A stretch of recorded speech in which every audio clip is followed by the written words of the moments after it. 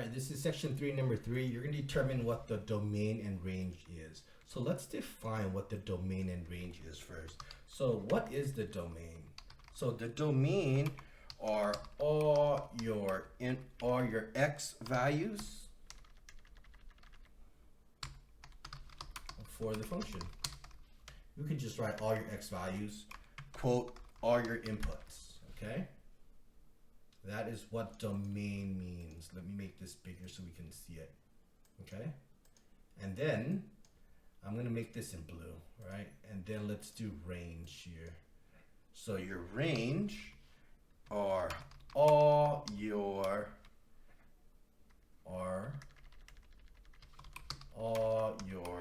y values, or considered to be your outputs, right? And the range here, I'm going to make red. Okay.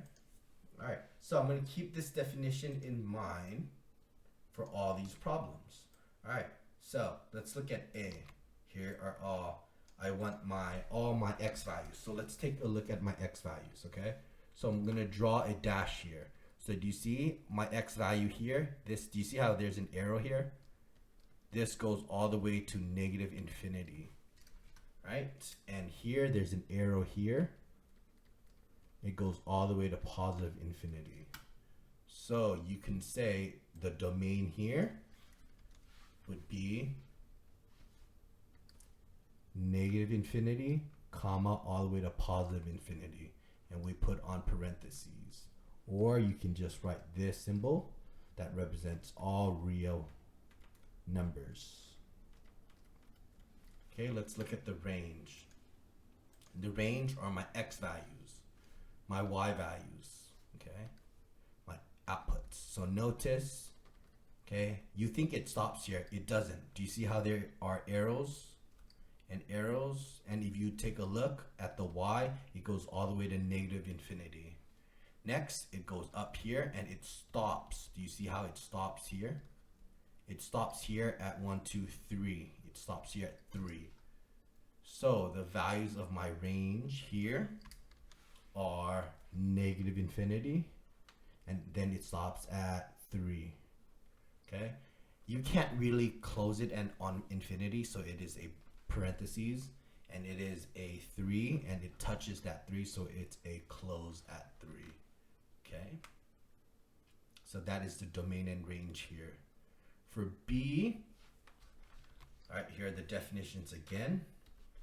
All right, and these, let's take a look here. These are my x values that I'm looking for. What is my x value here? X is equal to 0 here.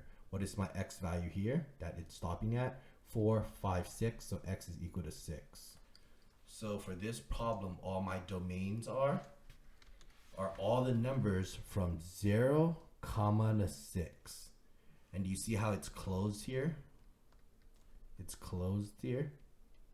So it is brackets here for the domain. Let's take a look at the range. The range are my y values. So here, I'm dashing it so you can see it. This is y is equal to negative 1. And here, it is y is equal to 2.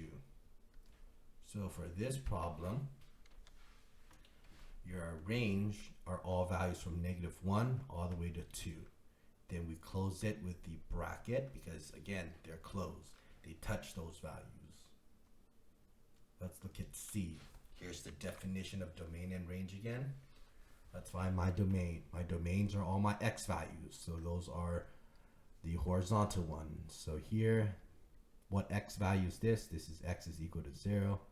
What x value is this? So this is like 5, 10, 15, 20, 25, 30. So this is x is equal to 30. So all my domain values, my input values, are from the value of 0 all the way to 30.